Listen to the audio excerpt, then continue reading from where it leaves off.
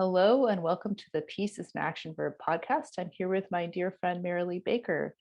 And so, Merrilee, you and I know each other through online connections through a group of women called Tree Sisters, which is an organization, a charity, but also a community. And we met, I don't know, maybe 4 years ago, 5 years ago at this point.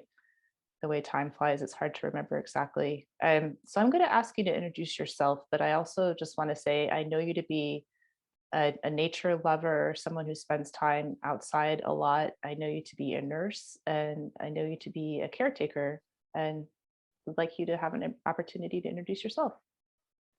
Great, thanks, Christine, and thank you very much for inviting me. And it's great to reconnect because, as you say, we first met, and I think it was 5 years ago because it was about 5 years ago that I was went to the Amazon, and then I was in Costa Rica when I heard the call from Claire Du Bois to Tree Sisters, and then as a bit of a pathway.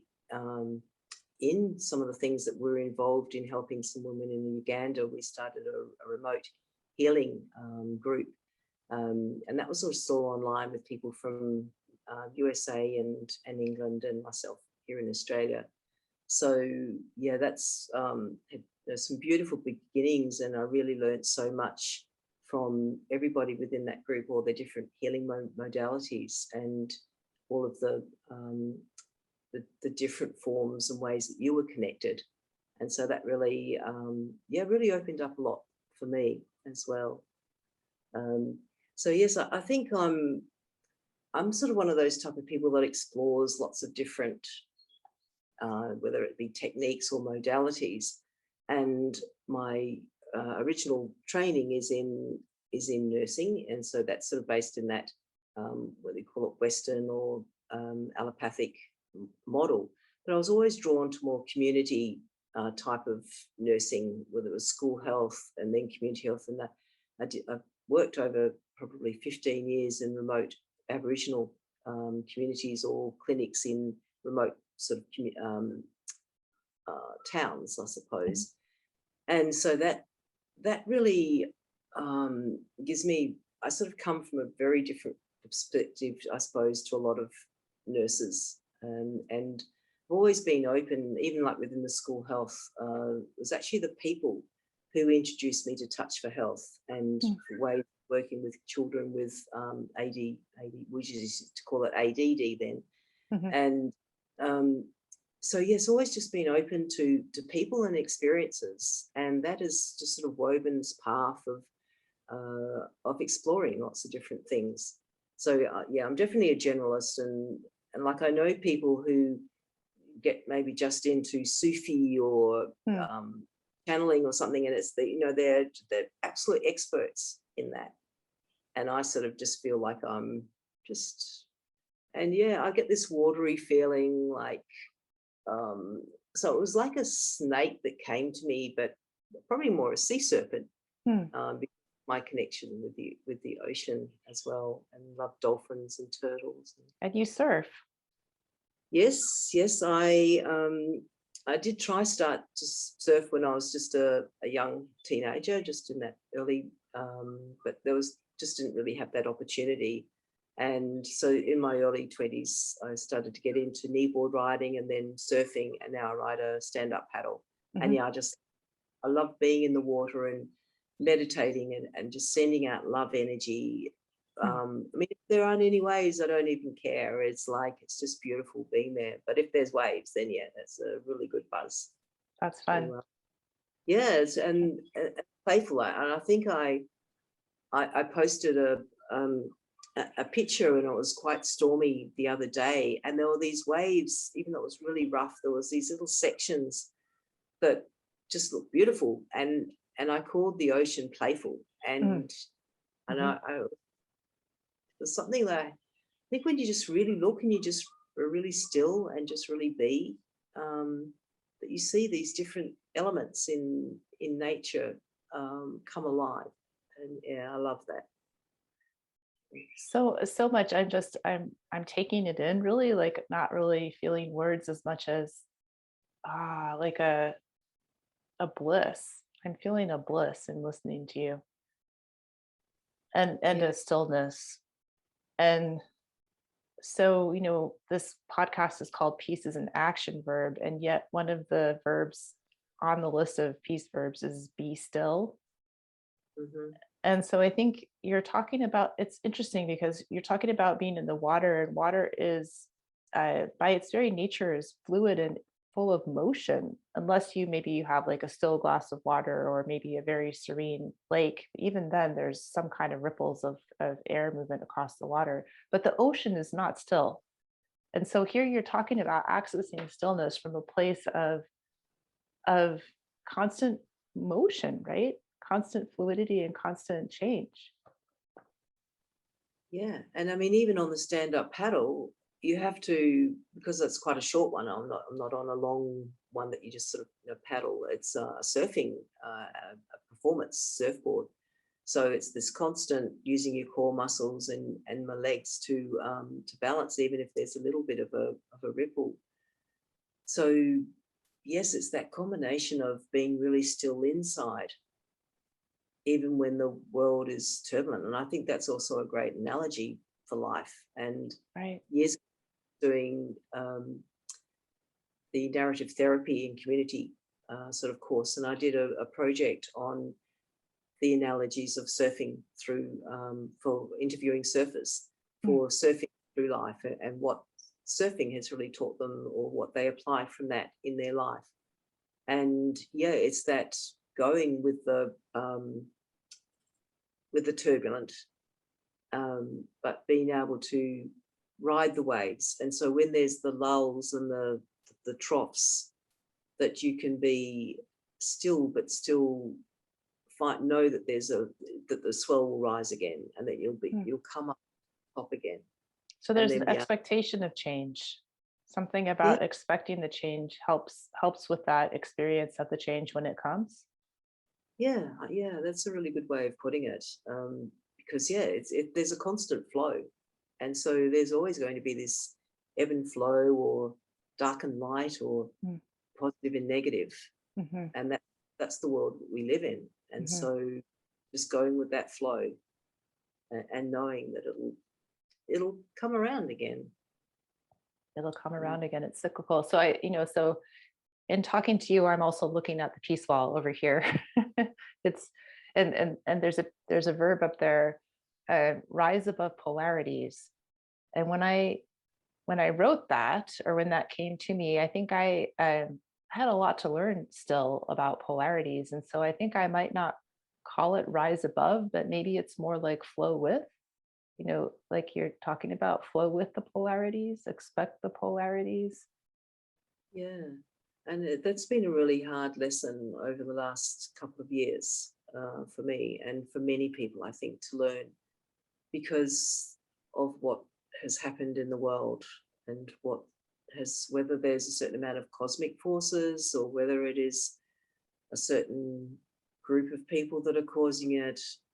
That I don't think that matters. Hmm. It's just it is, and we need to work out how we can deal with that. For myself, to be almost feeling like being estranged from the group of people that I had been so involved with the year before.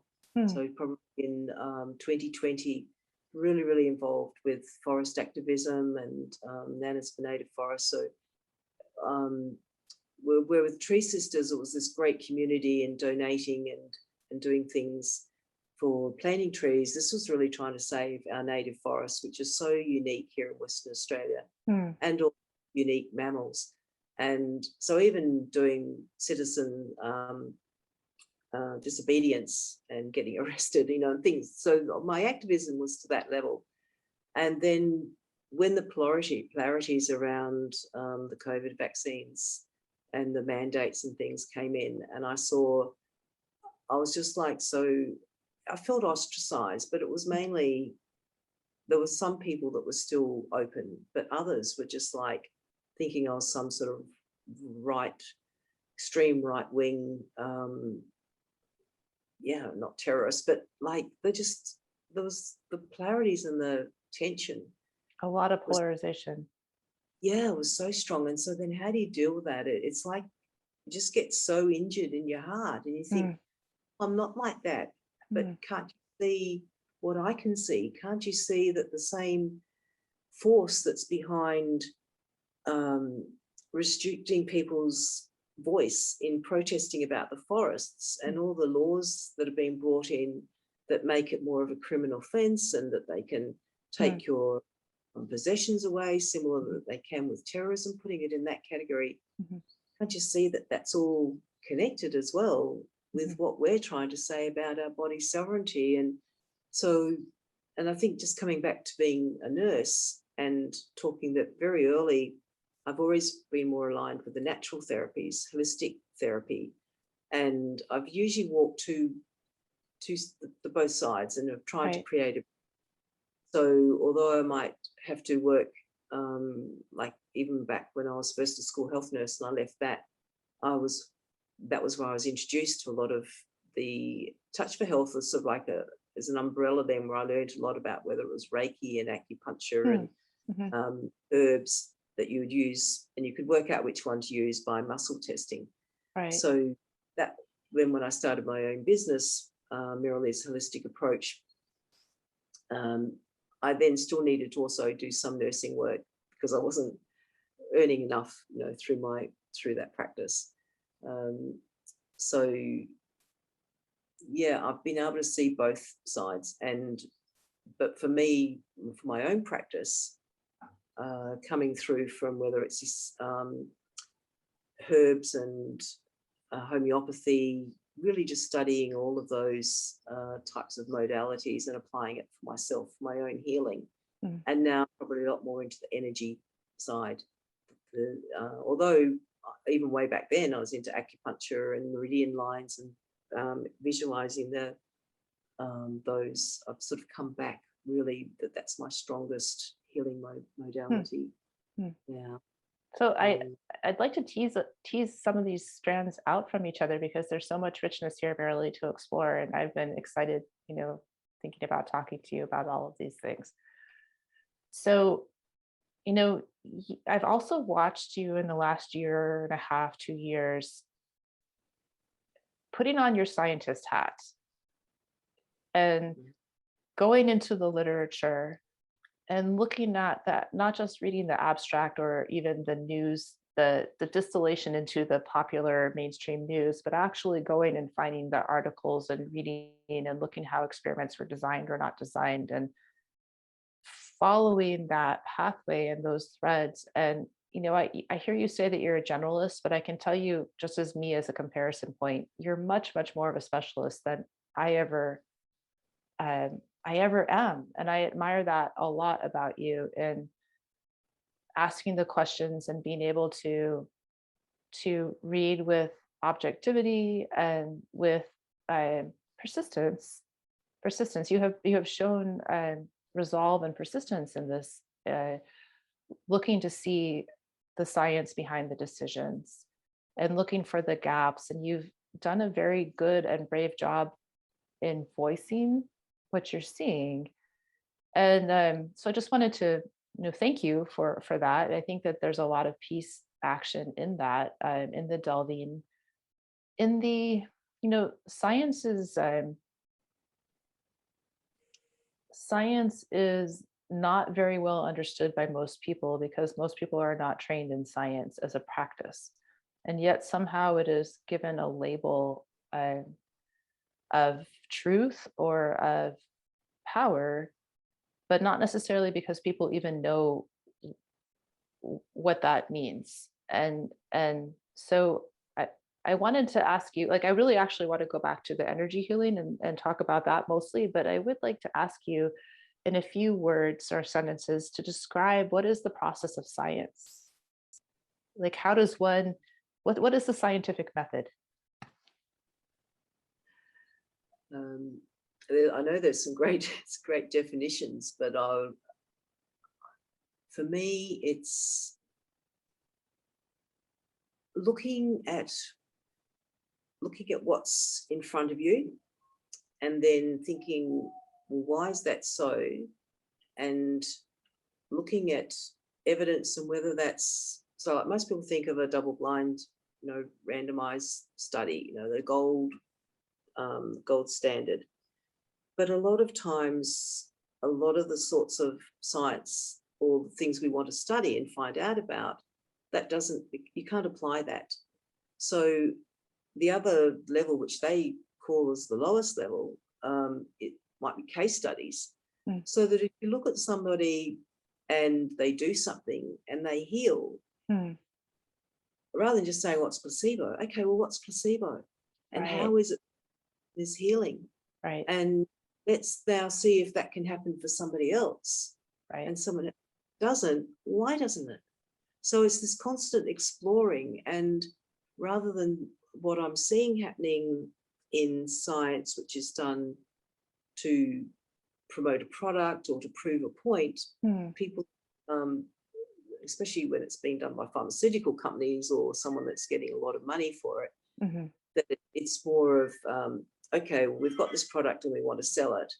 Whatever can we get and how can we change the data to make this product sell? Yeah, so I can't recall the really good definitions of the scientific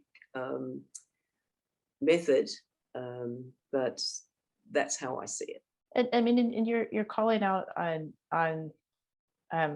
observation. It's really very much based on having a curiosity or asking a question, and then using the powers of observation to learn more, right? To learn more. And then you did touch on how one might design an experiment, and yet realizing that to design an experiment where you eliminate the various influential factors is almost impossible in real life. And so how can that spirit of inquiry be brought into a personal and more case study observational context? And I feel like we're very much in the culture of science and of allopathic medicine that we don't even necessarily know how very much we are inside of that particular box of awareness and of seeing. And so I also admire how you have delved into these other ways of seeing and perceiving. And you talked about connecting with the Aboriginal communities and how their culture must have different ways of perceiving and of traveling through the healing process. And you've talked about being in the rainforest, you've talked about energy work. So let's hear more about some of those. Yeah, well, I think starting with the Australian Aboriginal remote communities, where I was actually adopted into family, so I was allowed to go to certain sort of ceremonies, and the women would show me the different trees, and so some would be female and some are male, or Uricha, and fall into their different moieties. And so there was this whole system, and it's not sort of like, oh, this is just used, this herb is used for this and that, but it's a relationship between all of the plants, and that, well, this one is related to this, and so we combine them, and but also that it's so old, it's so ancient, and it's been not written, so it's been handed down in songs, and that they could find their way, through the vastness of Australia, and trade with over thousands of miles between each other, through these song lines, and following that, you'd sing the song, and then that would take you and guide you, and then the spirits that.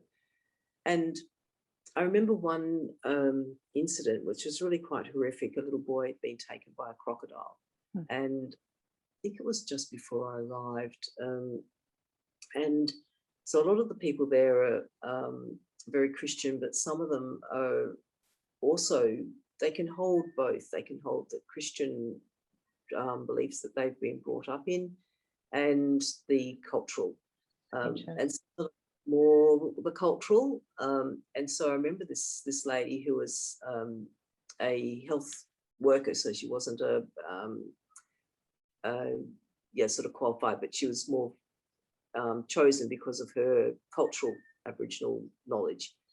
And she was saying how that these I've forgotten the name of them, but they're not just spirits, but they're like men, but they are more spirits, and that they'd actually taken this boy, and so it caused a lot of conflict between the camps because of that particular spirit belonging to these people. But then those people didn't believe it, and they said no, it was just a crocodile. And yeah, it was just this incredible conflict between the camps. But then they would have madaraka, which is a way of trying to overcome those conflicts, where you really well, it's actually, there's some beautiful videos, and they actually use a spear, you know, and they come together. But there's a lot of talking as well to try and come around these conflicts. So the law and the healing and the relationships between different tribes, different moieties, is all connected. And so they're connected to the bush and the universe and the stars, just absolutely everything. And it's totally different from what I understand from the North American Aboriginal sort of populations, and also in the Amazon, where the Indigenous people that I stayed with use a lot more sort of dreaming to guide them on their daily activities and as to who they need to connect to, like with Pachamama Alliance, the dreams that the co-founder Lynn heard that called her to create Pachamama. And so there's some similarities but differences between the Indigenous peoples that I've come to know. And then when you sort of bring in some bits from Chinese, like with the acupuncture or the Qigong and Tai Chi, and then yoga, it's just, for me, I think it's just blending them all and finding what works. And sometimes I'll be really, like at the moment, I'm more focused on doing Qigong, because I'm finding that it really just helps with all the aches and muscle pains and things like that. So I get so stiff, but it's not just like exercises or stretching. It's really just moving that energy, and it just raises the love. And you know, when you breathe from your heart and you radiate this love out, and it just flows through every cell in your body and then out, if you want to, you know, out to the you know, whether it's like the little puppy that I've just got, and you know, anxious. So yeah, just sending. I held him next to my heart and just did this heart coherence, where I just really slowed my out breath down, so it really sort of calms the vagus nerve.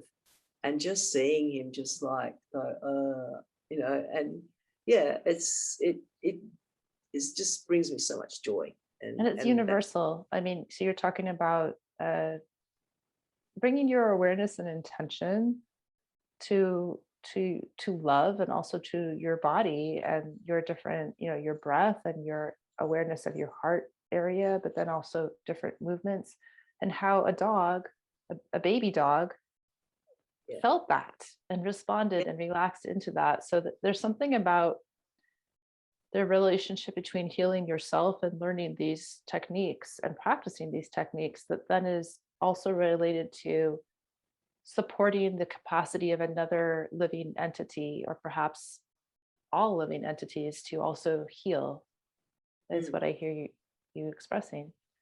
Yes, and the word, as you're saying that, of peace just came to mind, because by each of us doing this, and each of us being in this place of peace within ourselves, then it's really the only way that I can see there being peace in the world. Because if we're feeling rage and anger and bitterness and resentment, then that vibration is going to vibrate out.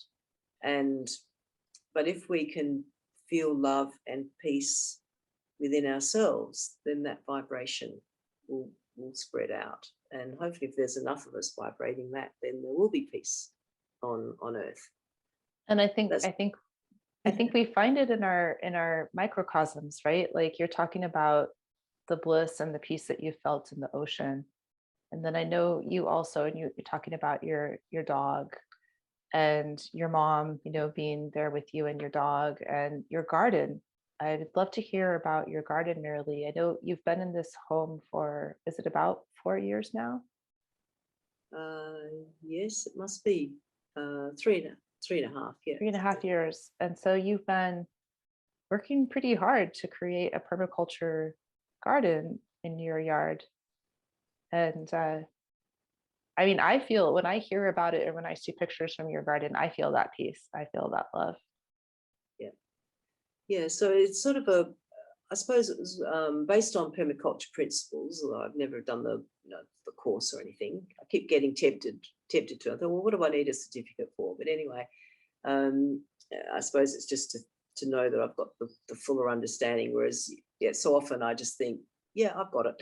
But anyway, and so yeah, the place had all very, I suppose, 70% dead buffalo grass, and just it had some nice lavender. It had a little tiny orange tree, and otherwise just palm trees and things. So I definitely wanted to make it home for wildlife and myself. So the front is probably more natives, and then the back is, although there's stuff for bees and insects and things, I sort of just planted lots of small fruit trees, and then did the raised gardens because water's a real issue here in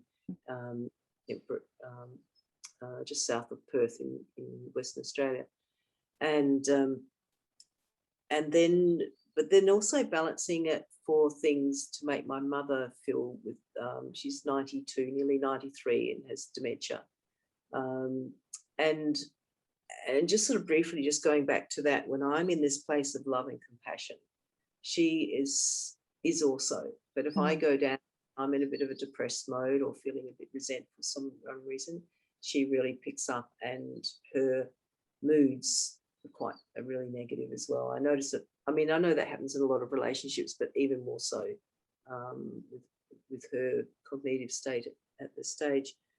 And so I wanted a pond for frogs, again, this nature side. But I had to put the little native fish in because to eat the mosquitoes. They do fantastic. Then Mum couldn't. Yeah, she couldn't see the fish, and I didn't really want to put goldfish in because it was meant to be a frog pond, and the goldfish are going to eat the frog eggs if any ever come. Right. And but that was. But I thought, oh no, well, Mum loves sitting out here, so I'll get the goldfish. And we started with 5, and then they had there was 2 eggs that survived because, like I'd heard of, they always the goldfish just eat all their eggs, and these 2 survived. And then the next year we've got like 26 goldfish. Wow. Like they got their foot in there.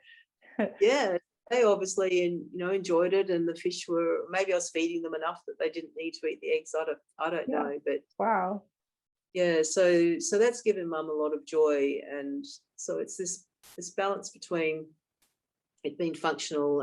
I've had some harvest issues this last year. I've had a lot of rats, and so so there's a lot of, again, it's this balance. Right. The first is I was getting a lot of, even the young trees had tropical apples, and I got tropical apples off those straight away, and papaya, and as well as the carrots and all those other sorts of vegetables. But yeah, this last year has been a bit harder with carrots. Now know where I live, and so so it's a constant learning, and then applying different ways to be able to get some for me and our family, and then it really is a balance, isn't it? I think of you this time of year because you and I have the same kind of tree, although it's winter for you right now, and it's the height of summer here for us. And so we're harvesting shawtoot right now, the Persian mulberry. I know that you have one of those too. And we also we also have that same, like there was a certain point where all of the animals in the neighborhood, especially the rats, realized that our yard was the place to be, and then we didn't have any fruit. and, and so it's like, how do you find that, middle pathway between the habitat value, between the feeding yourself and your family, and you know the frogs and the goldfish, and how all of that. I can definitely relate to that Yes. experience. Yeah. Yeah. And the ravens are also one at the moment because I really feel like I can communicate to those. They'd come and sit on the fence. This is before we had chooks as well. And my mum's previous little toy poodle was extremely fussy, so he'd often leave food. And I know I'm not meant to feed the wildlife, but I mean, rather than putting it in the bin, I'd give it to the ravens. Yeah. And so they came to expect that. And then when Yeah. he passed, I didn't have that food, and then I also had chooks. Then it's well, they weren't really coming that much anyway, so they weren't really asking me.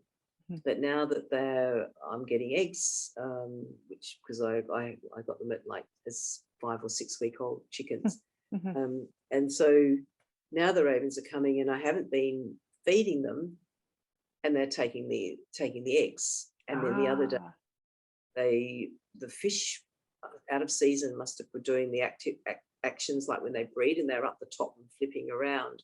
yeah. And the ravens have never taken them before. They've even dropped bits of dried bread into a pot with a plant in it near the pond to Huh. soften it, eating it, and not worried about the fish. Right. But they took a fish Wow. and ate it, and I'm Right. like, okay, so do I feed them? Like they're looking at me like, well, we're hungry. And Yeah. then I take some nesting material, Yeah. and I thought, I think, and I know that the ravens and crows, they bury the food Mhm. and hide it. Hmm. And I think that they're trying to build supplies for when they have babies in spring. I I don't know, but see. the fact Yeah. that it came and took some, in the hanging baskets, that coir sort of stuff, Mhm. Mhm. they got underneath my little table where I've got a lot of pots and things, and Mhm. they pulled that out and they took that for obviously for a nest or something. Mhm. Mhm. So, so I sort of think, okay, well, if I've got some things, maybe I should throw it over the fence for them, and I don't know. It's the balance. It's the balance. Yeah, I yeah, I can relate to that very much so. yeah, For us, so it's more about feeding the squirrels, and yeah. we do have some crows that come through. So Yeah. it's yeah. So your logic mind is saying, well, the wildlife things say that you shouldn't, and especially if it means that one species is going to have an advantage over another. Hmm. But then your heart tells you, well, they're asking me. It's Your like, heart tells you, and that's really what it comes back to, isn't it? And that you have a relationship with them, and that they communicate with you and you communicate with them. Is it yeah, comes back to the heart, and we so I'm looking at the verbs again. Find and follow your own path. This is one of the verbs that I thought of with you. And find and hold healthy boundaries, and those are somewhat related concepts. And so what I'm hearing from you is that finding of the path is about listening to the heart. And when you get off kilter or off center, to ask the heart, well, okay, heart, what would I do if I'm actually centered in you, and how do I bring myself back?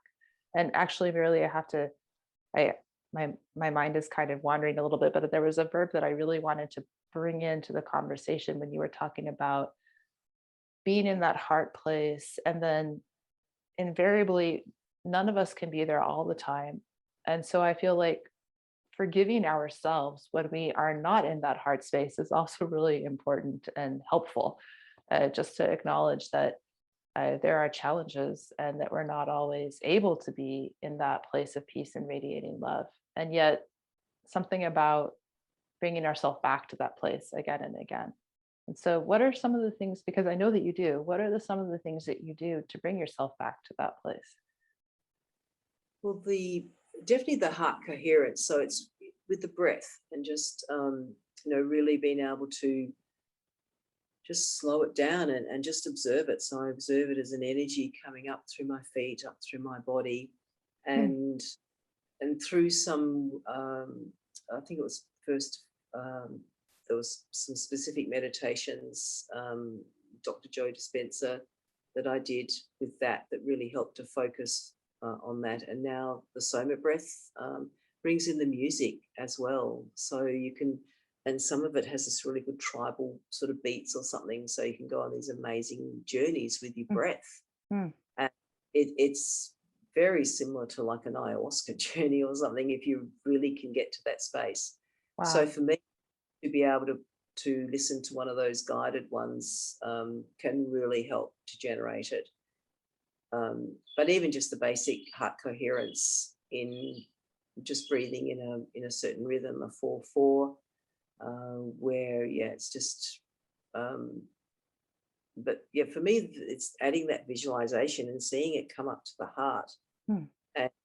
and just sort of rest there. Or other times it might be really more of a third eye Mhm. focus or something like that, to get the light channeling in. Or it could be, I mean, the other techniques or more ways which are great if you can get out is in nature, Mm.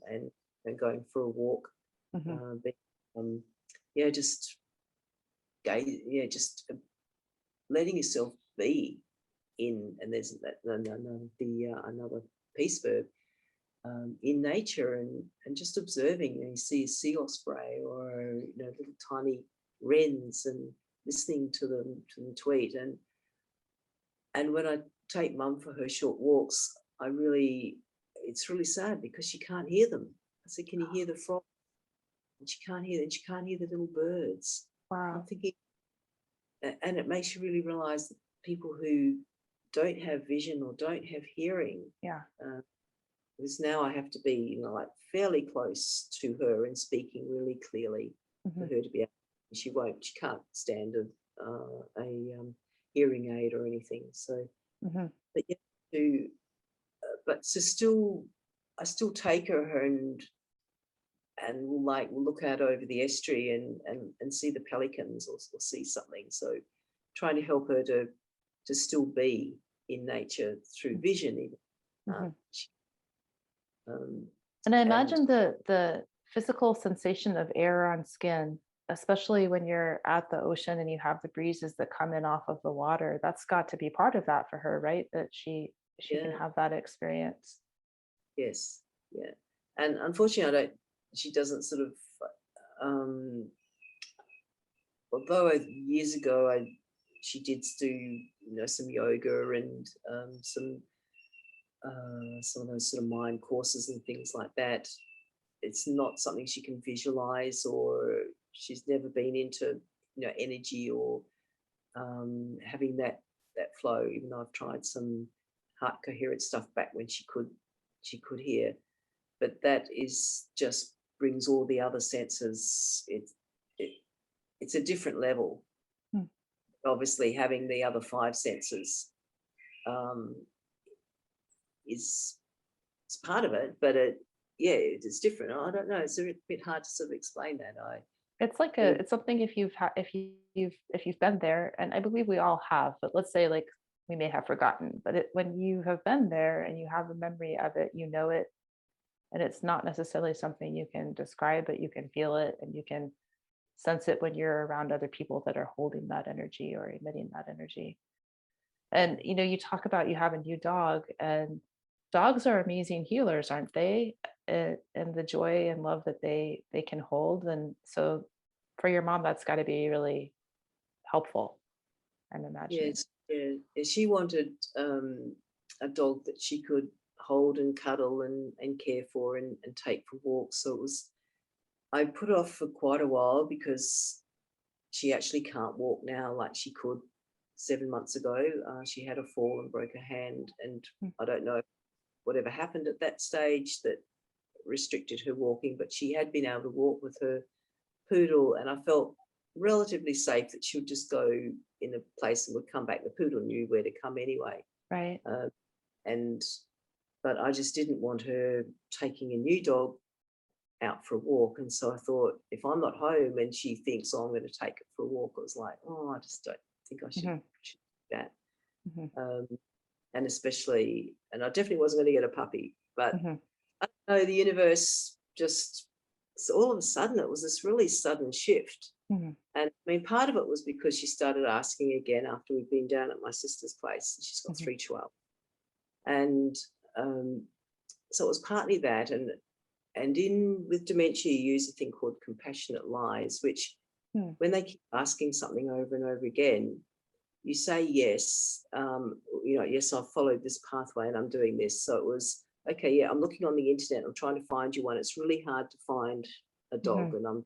And then I actually showed her. So I actually followed through. It wasn't a compassionate lie, it was an actual action. Mhm. Again, to try and get peace for myself from her asking all the time.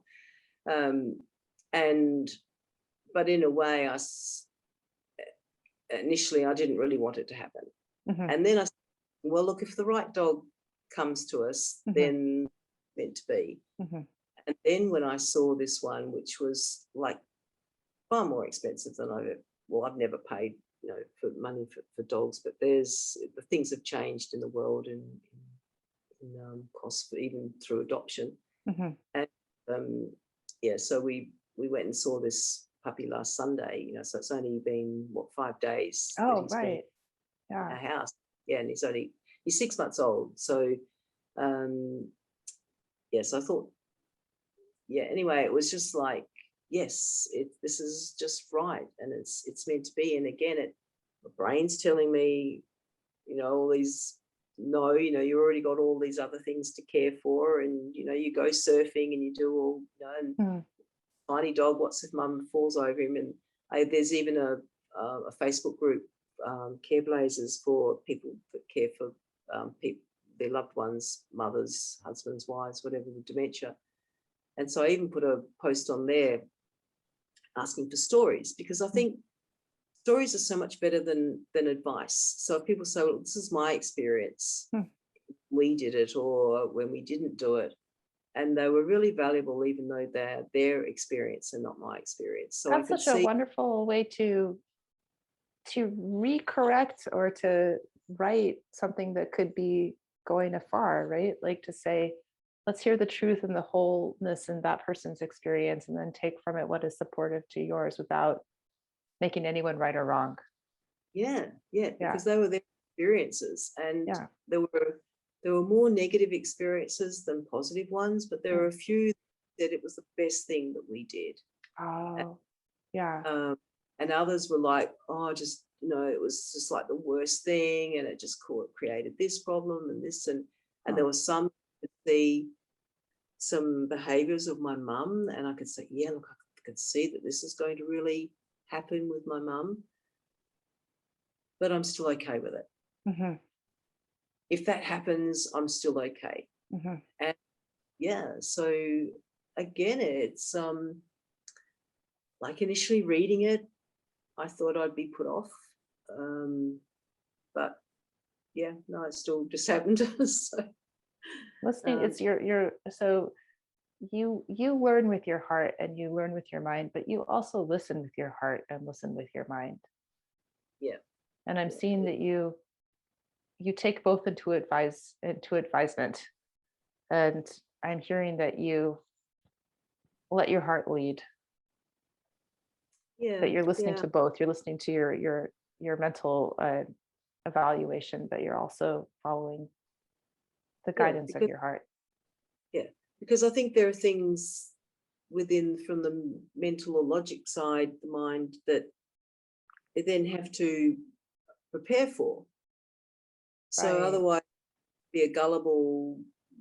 Like I can remember my father used to say about not that it wasn't following your heart, but being, there was this thing about, no, you've got to be more logical and not just go with your feelings or your emotions. Yeah. But it's a different thing than, I suppose, the emotion of thing, oh, cute puppy on a cute puppy. But if you've really looked at, Hmm. okay, well, what is my involvement going to be here? Mhm, I'm going to maybe lose some sleepless nights initially, which I mhm, have, and I'll need to be really careful of my mum's interaction with him and whether she will do things that are dangerous for the dog, and how am I going to prevent those mhm. from happening. So So that's going back to your analogy of surfing. So if you know that there's going to be change and there's going to be ups and downs, if you are prepared for that mentally, then you are mhm, able to flow with to it. So you're describing that in this life story here, yeah, how you use yeah, your mind to help you be ready for different scenarios that may or may not happen. yeah, yeah. It's definitely riding the waves. And so doing this, I suppose, helped with mum's absolute, with her grief and her desire to have something to cuddle and to hold. Mm, But at the same time, it can then bring in some other ones. So it's not like it's just, I don't expect it to be a solution and for everything to just be great now. right. But it's doing something for her. And then when I realized that it was actually doing, that was something that I wanted, although I wasn't open to it at that stage. Mm, Yeah, that was sort of, I suppose, when it's different. Um, yeah, so and I always felt like it was the universe, and I don't know for sure, but it was almost like maybe Marco was calling me. I don't know. the dog is named Marco. Yeah, yeah. So Yeah. yeah, he's got a pedigree, and he was named Marco, and she named him after Marco Polo, the Oh, explorer, because he would, even from when he's a little puppy, he would just want to run off, he'd run here yeah, and run, yeah. still does, and we're just trying to work out how much that was an anxiety. Sometimes it's more of a game, but yeah, he doesn't want to come to us, and yeah. But anyway, yeah, So maybe he was calling you, and it gets back at it. We were talking earlier about Aboriginal and Native peoples, and whether the dream is informing the life, whether the song line is leading forward, uh, that there's a way of listening and a way of absorbing and being attuned to the interrelationships, the relationships and the balance and the web of life rather than the line of life, I suppose, is yeah, another way to look at it. yeah, yeah. So it's an unknown. It's just like being okay. We'll step into that unknown, and yeah, see where, yeah, see which way the waves. Or maybe it was the ravens that wanted to see more dog food appearing in the backyard. That's a classic. Yeah, could well be. Yeah. So yes, it was definitely, yeah. Only just started turning up. Yeah, a week or two before we got him. So Hmm. There could be yeah, something there. Ravens and crows are such amazing, intelligent beings. yeah, yeah.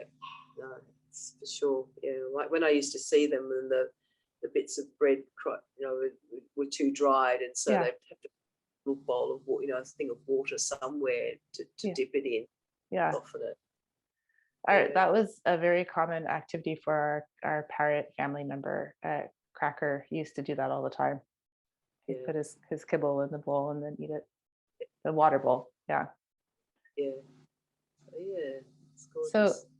so Merrilee, gosh, we've covered a lot of ground. But I'm trying to think if there's anything that I was really itching to ask you about. Let's talk about dancing. Let's see. Yeah. I know that this is part of your repertoire of healing. Have you always been a mover, or is this something that you learned along with other healing modalities? Well, I think it's more later in life. I remember listening to, again with Forest Tree Sisters, and from quite a while ago, Claire did the Dancing Tree. Hmm, You can find it on YouTube, and it the emotion sort of brings you up. It's like if you're feeling, again, it's one if I'm feeling down or a bit angry or something, Mhm. and just really listen to that music. And it's really getting that Shakti again. It's this energy movement where, yeah, you can just shake and move. And now with the Soma, a lot of times before the meditations, you'll actually do like dance, just, free movement and shake and Mhm. move wherever you want to. But yeah, just really feeling that music go through you. Um, yeah, because I think the dancing, when I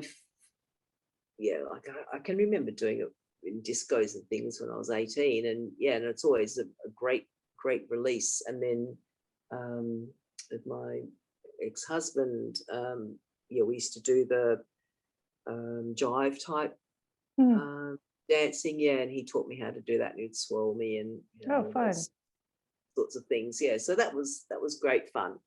But it's, yeah, it's very different to more what I'm into now, which is, yeah, it's really just feeling that energy again. And yeah, you just letting go. And yeah, it's definitely a go-to, and something I should do more often. Yeah, I'm thinking that too. It's like, it's up there on the wall. It's one of the peace verbs, but do I do it nearly enough? Probably not. Yeah, And no, there's something about dancing to move stuck energy. So we were talking about being angry, and it's on my list of peace verbs, being angry, and yet something about so being angry and voicing is a lot about bringing injustice back into balance, or when something is veering off of truth and bringing it back to truth. And yet to stay in anger, something about being stuck in that place mm, isn't really the healthy or peaceful action. And so mm, you're describing an opportunity, again, back to the physical body, of something that could be done physically that could help that energy flow. yeah. And as you say, it is important to voice it. So yeah, not just overriding it, thinking, okay, I'm angry, I'm going to dance and let it go. But yes, if there is an injustice in writing that email or phoning that minister, or taking that action step, is also important. Um, yes, so much injustice in the world that it can get you down. Hmm. So yeah. So if I'm finding that there's just too many um, things that I'm being asked to, like the Conservation Council here in Western Australia had sent emails about writing. The Environmental Protection Authority had approved the gas expansion of the gas shelf in our northwest. It's in a beautiful area where whales migrate through, and it's Hmm. just so unique. It's got Aboriginal rock art and things on these little islands, and the air quality is affecting those apparently. Hmm. And so, but I think I hadn't even opened the emails. You just get so many in with the forest and everything else. And then they actually phoned, which I hadn't, because I'm on the mailing list and whatever. And I said, yeah, I'm just feeling so overwhelmed. Like, I mean, they just keep approving these things, and it's just, Hmm. can't they see? Like, I mean, Hmm. yes, there's the climate change aspect, but it's wild. It's these animals. It's their habitat. It's Right. their life. What are we Right. doing? It's Right. just, I don't know. I just like, maybe I'll just do my own little permaculture and have my own little place, and just put the shield around myself, and vibrate my own energy, and hope that it happens. But I'm sick of having to write all these emails, Hmm. and these ones, the submissions. So this one actually cost $10 to Oh, even submit it, and there was really? another. Yeah. So Huh. because it's already gone through, so some of them are at a level where you can just put in, like when it's community consultation, Yeah. but because authority has done that and it's now actually approved it, even though there was all these people, they reckon they say that they've mitigated this and mitigated that, and Yeah. yeah, which rubbish. Um, so yes, so to actually challenge that, it costs money. And That's there was a remarkable. yeah, and then there was another one with our forests where um, you had to it's almost like an injunction thing that we've put in and apply it. It's like a court appearance, and then we found out that if we didn't actually appear, then we would actually get fined. There's all this like, oh my, it's like taking this step. It's more than just signing petitions and things. So yeah, I felt like I'd drawn back. But anyway, I did it just before it was closing yesterday. I had to get it in and paid the money. But it's those. It's like you can be really angry, but then it almost goes into an apathy of like, well, what's the use? And so I think for both of those, then the dancing and moving that energy, because I don't want that to get stuck in my joints and my body, right, as right. well. And with the extreme anger, when you see these people that are just back to the vax thing. I mean, like children, just like the statistics for the children that have died or have been severely ill or hospitalized with COVID is extremely low. And that's even with COVID, not actually because of COVID. So it's usually there's comorbidities. And for them to be authorizing and promoting heavily vaccination of children under 18, let alone now the under 5s, is criminal. And I get really, really angry about that. So, yeah, so voice it, let people know as much as you can is my feeling myself. But then I don't want to get that stuck because it just hurts so much. So that's such an interesting life lesson, right? Like if we're all here to learn through the school of humanness, that yeah. that there's the imbalance that you notice, and then what's your agency? What do you then do with that? And I'm hearing voicing, and I'm also hearing releasing. Yeah. So it gets back to that original idea that we were talking about of the wave and of the stillness through the perpetual motion and the anticipation of the wave. And so I'm hearing you talk about yet another mechanism for moving energy. And I'm going to also hear into that.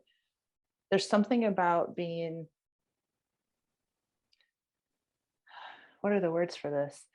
There's something about vastness and also a universal connection, and how we can vacillate between the experience of being connected and then also feeling very small and like ineffective, and yet also fully connected, and how interesting it is to move through those two different experiences. Yeah. Yes, it's an interesting thing to contemplate. And there was just a small excerpt that Charles Eisenstein published with some video behind. It was just like a minute from a podcast or an essay that he'd read out that I'd heard only a week or so ago. And it's the relationships and the connectedness, and yeah, it echoes sort of what you're saying, but I've only just listened to it this morning, so I can't really recall it. But yeah, it's beautiful. It's like with the whales, and it's even beyond like having a relationship with them. It's just we all are. We'll be into being. Yeah. It's just looking into that, and that can sometimes that's often really hard. So I can feel that. Yeah, I've got a relationship with, I can look at the ravens and feel like I'm communicating on some sort of level, or a tree. I mean, not to the level that a lot of people can with communicating with trees, but if you, again, it takes being still and patient and being there a long time with trees until you've built that relationship, I imagine. And I don't have a particular tree here where I'm living at the moment that's with. But to feel that we are all one is different and deeper than just being in a relationship and loving it, knowing that nature loves you. But there's still part of it. yeah, I'm still exploring for Oh, sure. I love talking to you because you are exploring, and because I learn through your exploring, it somehow amplifies my own exploring. And Mhm. I think, in thinking about this podcast, as I've been thinking about since 2017, or Yeah, actually probably 2016, something about the focusing together on these concepts and on the learning process is somehow supportive of everybody, or mutually supportive. yeah, yeah, sure. Yeah, and some because everyone's experiences and ways in are different. I mean, even like Yeah. within the group, we've all come from such different backgrounds and have explored different modalities. Um, and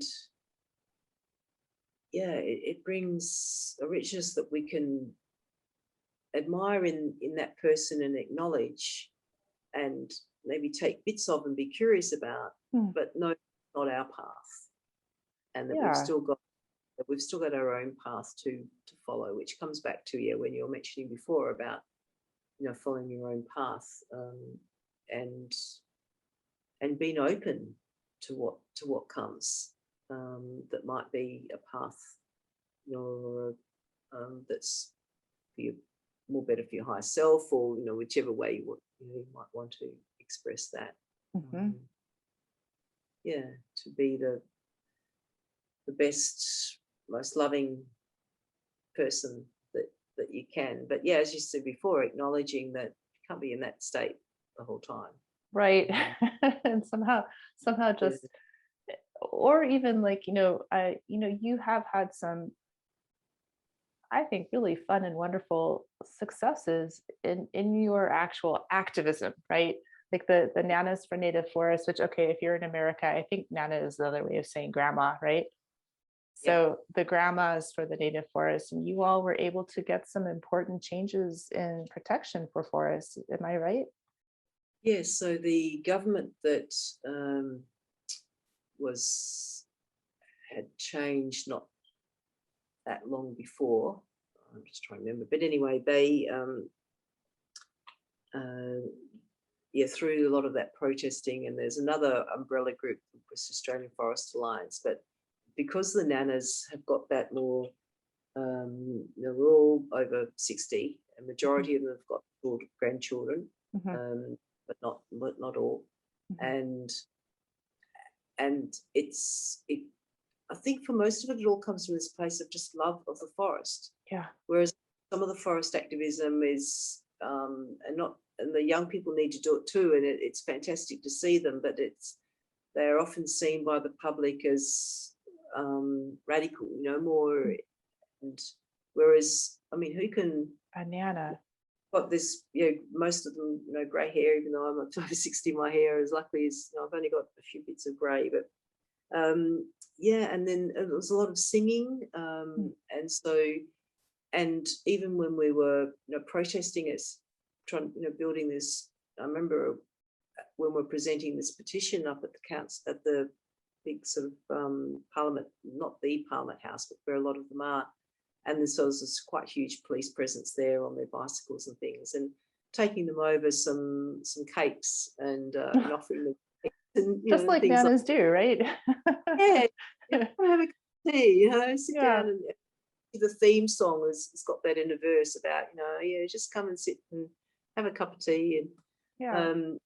yeah, so there, so anyway, the after um, that petition, and then the new minister for environment and conservation and attractions, which was also had commerce in there, so it's like, Hmm. yeah, weird how they put these Different things. polarity roles within their things. So Right. she then, look, okay, we'll do a public consultation survey, and it was quite a long survey. It would take a good half hour, I think, if you wrote Mhm. in it. And so we did a lot of promotion to get people, and there was like, I don't know, 30,000. There was a lot of people that responded. It was huge. Wow. And so from that, they then said, okay, there's going to be no more. Now it's September. It was actually the week that I was doing my solo meditation, I came back in, and the leader said, "Oh, I've got some good news for you, but have your post, your breaking of the fast juice and all that." And then she told me, that the government had said that from the next forest plan, there's going to be no more logging in native forests. But there's still obviously issues with the mining, because we've got a lot of bauxite mining, and now with all the lithium there, which is apparently in a lot of the soils under our forests. So we've had Rio Tinto and everyone putting leases, applying for leases in a forest. It's crazy. So it's not battle over, but yeah, it was a great win for them to actually say no more logging in native forests. So, and the power of that, of the words of that, the power of the voicing of that. And even though you said like it's not completely done, there are still pressures wanting to come in there, but just the fact that it was voiced by the government and that those words were spoken has power. So I just wanted to highlight that as, you have been very active towards voicing and putting your own body, you talk about getting arrested on, civil disobedience and that sort of a thing.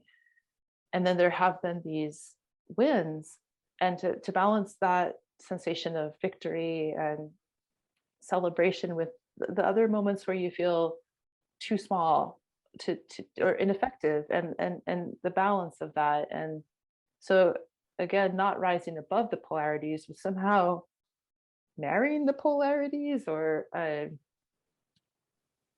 don't know. I'm looking for the verb. Yeah.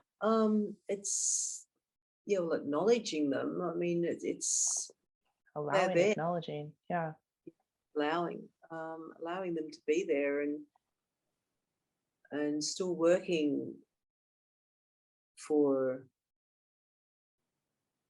balance, and definitely in areas where that polarity is creating injustice and is destroying lives, then it's just an interesting one to explore. Polarities are it's a fairly new to my consciousness, which has all been brought about this last couple of years.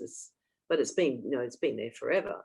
And then when you listen, and I think Charles' work again comes to me, where he, whatever subject it might be, whether it's gun violence or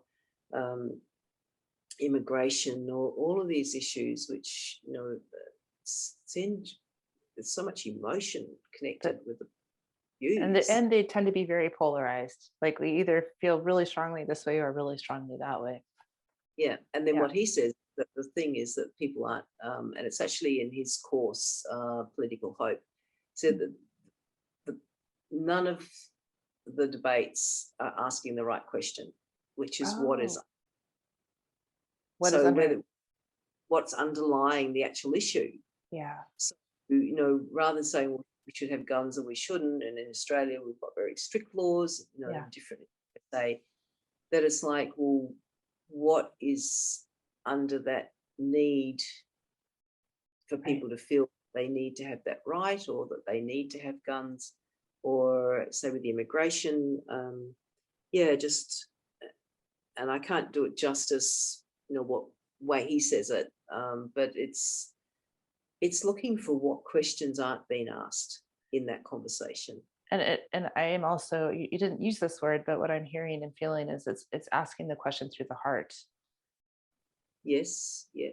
And with genuine curiosity, rather than incredulity, rather than like a sarcasm of how on earth could that person think that way. It's more like, how on earth? Tell me, I really want to understand. How do you get for sure. That's definitely a deep part of it, is that deep listening, or that in the Aboriginal word, one of the dialects is duddery.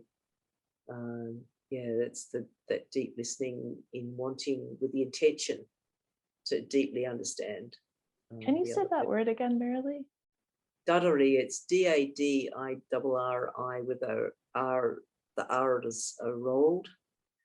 Because That, because if a sound is a vibration, right? I got mhm. a different sensation when you said that word that is not an English word that had a different rhythm and a different shape at a different syncopation. And somehow that brings in new opportunities that I may not get with English.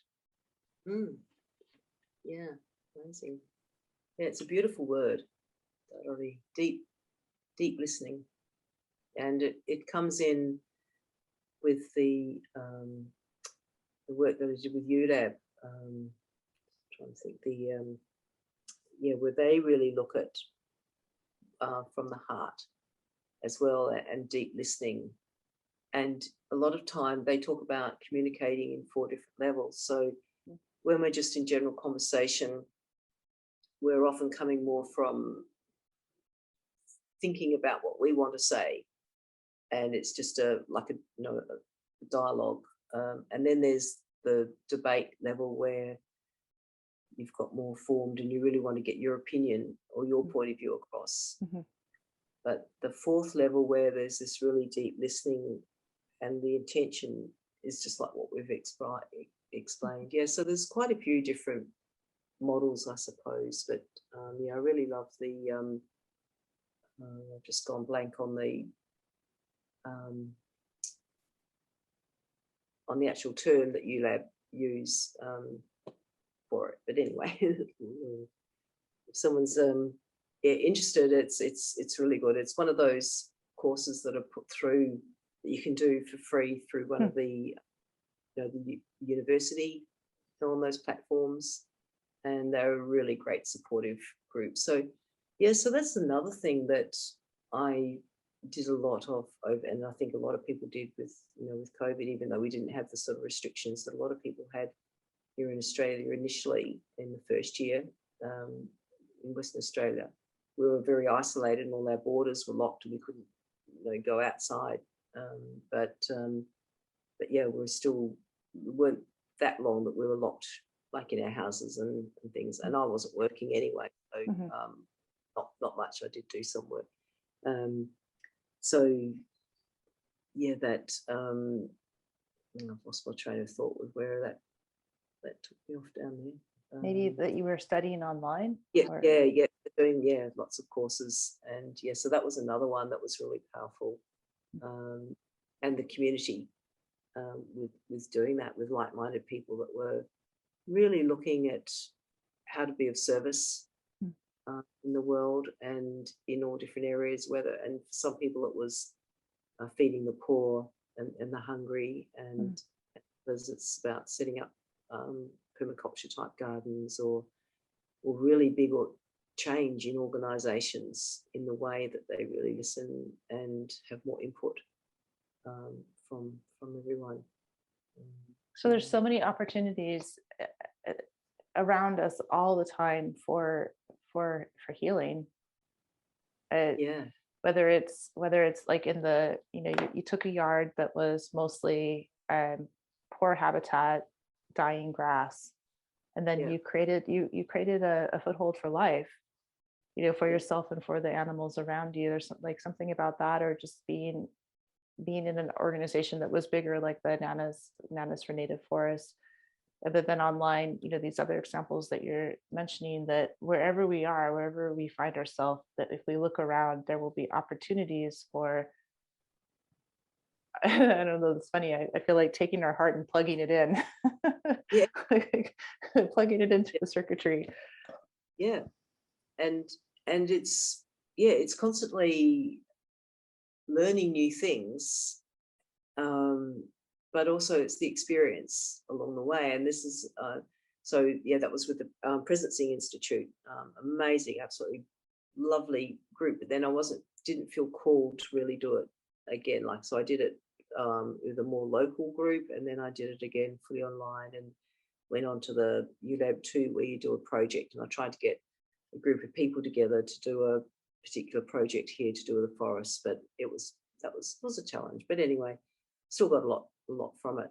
And yeah, and now I keep getting drawn between doing the Soma instructor and this permaculture online through Mm, with Jeff, who was one of the co-founders of the mm. whole permaculture organization. But I think, oh, I don't need the courses. I don't want to actually teach anyone. I don't want to be a Soma instructor or Mm.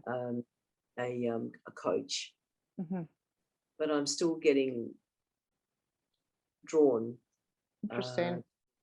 to participate. And is it the community? Because I don't have a lot of physical community here, and I know that it's really important. I don't often feel like I need it, but And yet at the same time that you say that, I mean, more and more our world is becoming like, you and I are very close friends, and we've never given each other an actual hug, like no, in the flesh, right? But we know yeah, each other well. And yeah, so how amazing that is, that real connections can happen through this virtual yeah, space. And yeah, and yet you say that you aren't connected locally, but I'm hearing you talk about surfing and being in the water and being on the beach and being in the garden, and that's very much local connection, local connections.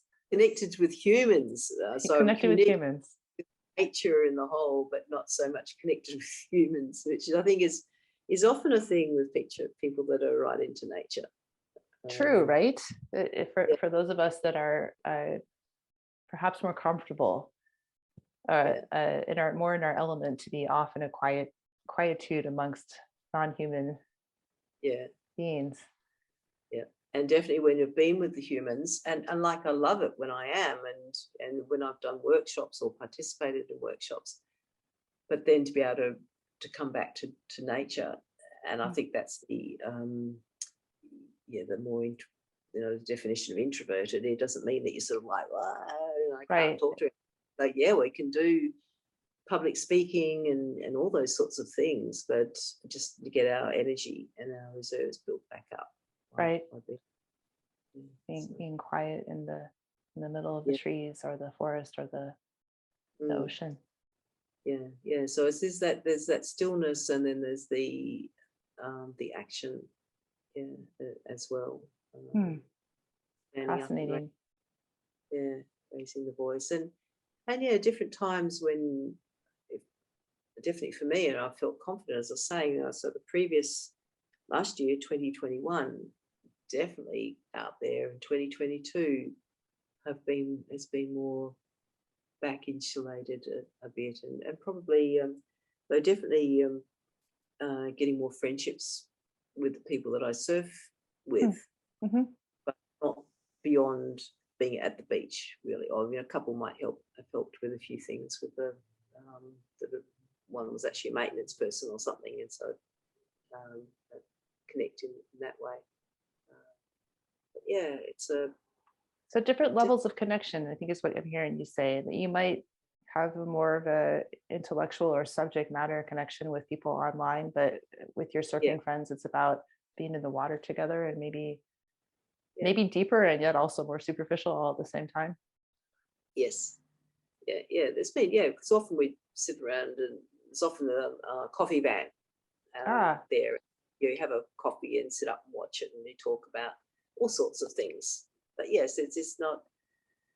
It doesn't have the intention of, say, like the environmental group being on the committee and that we're planning for this, or we're going to right. fund going for this grant, and we've got meetings, and yeah. So that's the area that I've drifted away from Uh-huh, this year.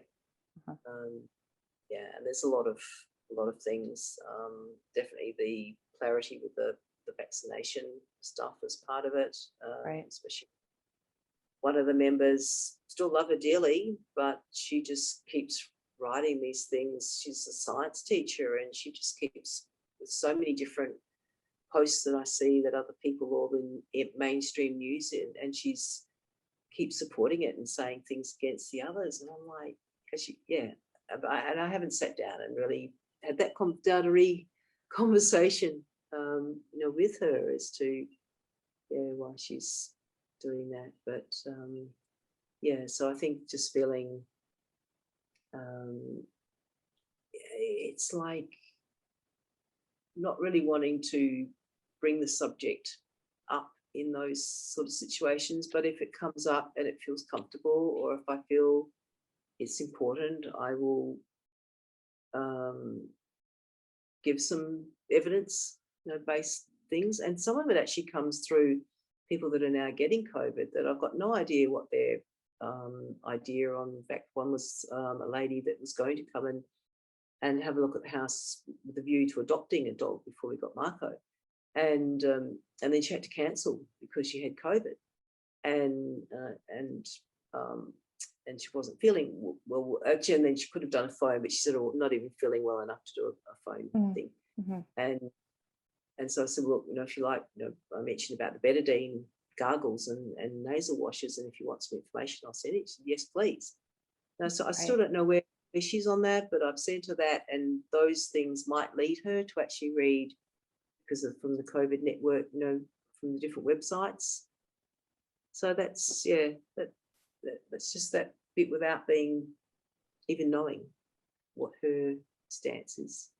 So I'm hearing a real need to allow yourself to pull back and not always make a rule for yourself for being out in an active way, especially when there might be confrontation that could push you past your own innate inner rebalancing of being well and being comfortable, and also I think acknowledged in a positive way.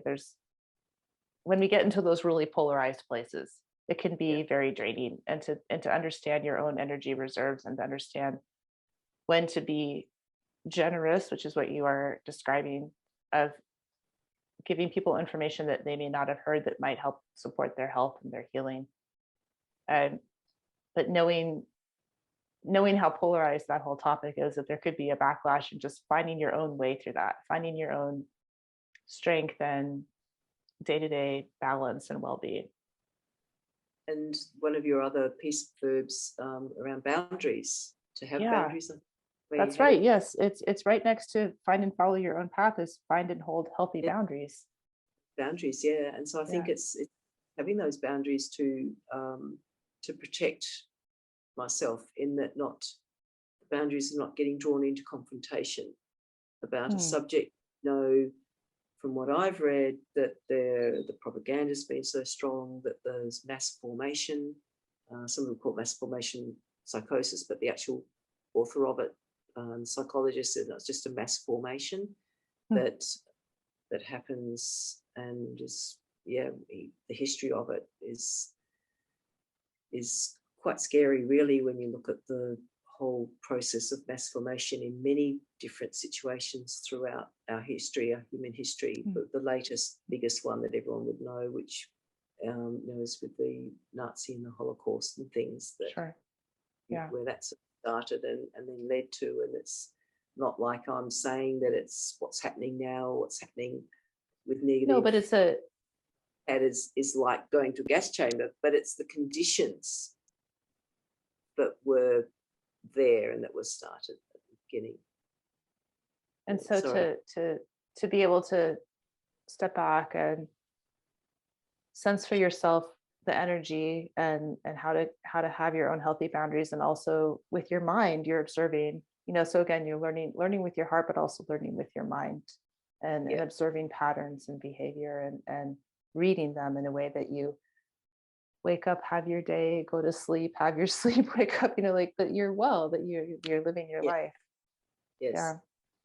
Yeah. And I think that learning those things, that there are things beyond people's understanding as to why we have a belief. And same with me. I mean, I need to be careful that I'm being drawn into a mass formation of anti-vaxxers. And I know that I will look for evidence to support my view. So being aware of that is also a boundary I can create for myself, to not get carried, or not get drawn into an extremist of it and having it overrule my life. That it's just one component of all of the things that are happening in the world. And to just, and again, it just keeps coming back to just to being love and to keeping this energy vibration so that I'm well. And yeah, I think that's what my boundaries are. Is that if activism or standing up and voicing out is going to have such a negative effect on me that it's my health that I'm not effective, then I can't do it.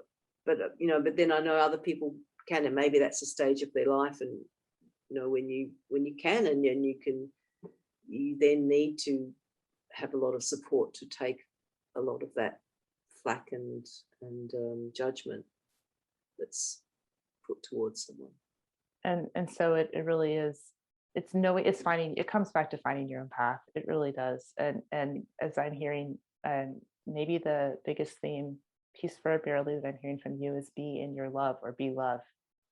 Yeah. Be love. Yeah, that was definitely what came to me after 3 or 4 days we did the lead up to the solo time, and then we did it on a beautiful property, just sort of these granite rocks just into the beginning part of the wheat belt. Sasha Butcher is the name that they've called the place, and these a couple that I think they mainly follow the Buddhist tradition, and they've got this property with you find these little spots that you can't see anybody else for the 3 days, and just go into that, and they had a beautiful dreams and sort of these images, visions, like day with these trees, and but yeah, definitely the theme that came through those times was be love. Be love. Be love. Wow. Well, is that a fitting bringing this all together? I think it is. Yeah. I just feeling it. Yeah. Yeah, me too. That love out to everyone, and just praying for peace. Praying for peace. Praying for peace for everybody. I'm gonna put my hand on my heart. Yeah. Yeah. Yeah. Thank you. Well, thank you very much. Thank you so much. Thank you, Merrilee. This was really fun, and I've been dreaming about having this conversation with you for a long time. So thank you for accepting the invitation. It's really fun. Yeah, glad that I finally got there. Maybe it was Marco. Maybe Marco who brought it all together.